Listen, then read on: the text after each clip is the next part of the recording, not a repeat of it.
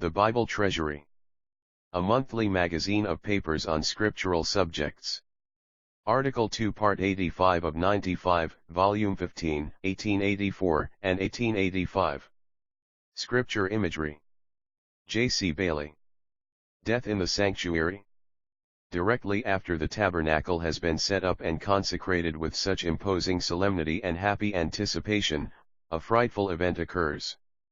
Nadab and Abihu, Aaron's sons, are stricken down dead before the altar by a blast of divine wrath.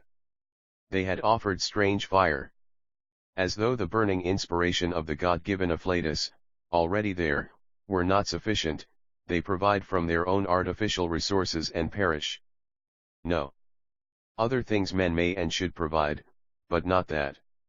Moses explains to his brother that this was the reason, but it may well be doubted whether this explanation in any way assuaged the horror and anguish of the venerable high priest, as he saw the charred corpses of his sons carried out from the sanctuary. With that calm dignity, however, which characterized him and veiled the real weakness of his nature, he held his peace. But what awful and agonized questionings there are sometimes under the peaceful exterior.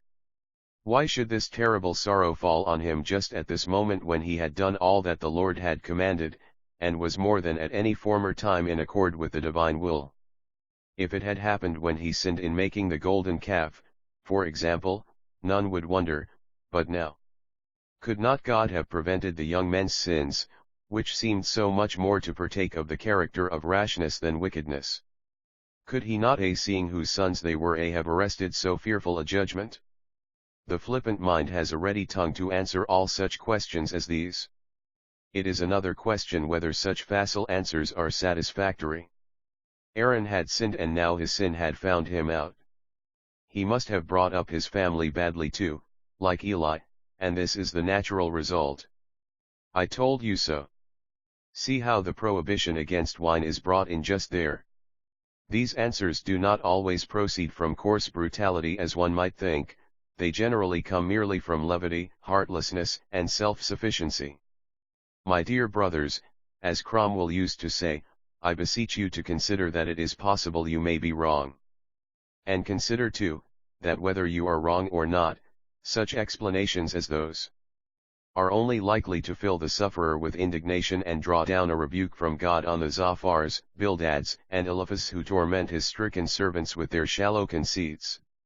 There is another class of those who, with much better intentions than these, yet are perhaps more irritating.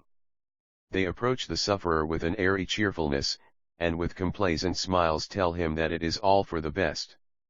This is sent for his good. Fancy a man consoled by the thought that, for instance, his sons are struck down for his good, and again there are millions worse off than he. This last form of consolation is doubly irritating to a right-minded person, as in the first place it insults the sufferer by assuming that he can be consoled, instead of pained by the fact that other people are suffering more than himself, and, secondly, it takes away that little morsel of consolation that everyone finds in believing his own misfortunes are peculiar. Solomon knew these people and said it was like taking away a garment in winter to sing songs to those who have a heavy heart. We are not told by the All-Wise to rejoice with them that weep. But we are told to act as he did whose mission it was to comfort those who mourn. Jesus wept. To weep with those that weep, and not to pretend to know too much of the mysterious causes of their suffering. It is possible we may be mistaken in our judgments. Why is it that one of the most honored and influential of God's servants at this time on earth, who has for years endured continual extreme bodily suffering and domestic sorrow, is, now while I write, protractedly struggling with pain and death, just at the time when we would think his powerful voice most needed to combat those attacks on the foundations of the faith which he has already withstood? Why should Carey, when translating the Bible into 24 heathen languages, be obliged to hear the screaming of his mad wife from the adjoining room?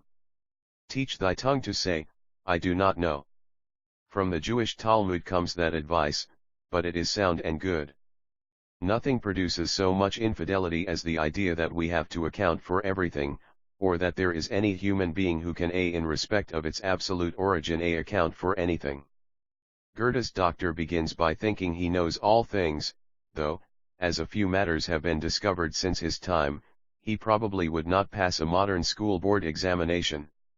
He had thoroughly and painfully studied, he says, philosophy, jurisprudence, and medicine, und, Leiter. Och theology, unfortunately indeed, for when a man exhausts all that, there is nothing but demonology left, and it is no wonder he took to it. Yet he could not then tell the cause of the restlessness in his own heart, nor find a means to cure it. How much he must have known, that doctor then, by his own account of what he had durchstudiert. Yet I think that the man knew more, who discovered the laws of the solar systems and said he was only like a child picking up shells on the shore while the ocean of truth stretched beyond him out to infinity. Did it ever occur to you when such and such an one has been followed by calamities, and men said God was chastening him for his sins, that perhaps the truth was, the devil was punishing him for his righteousness?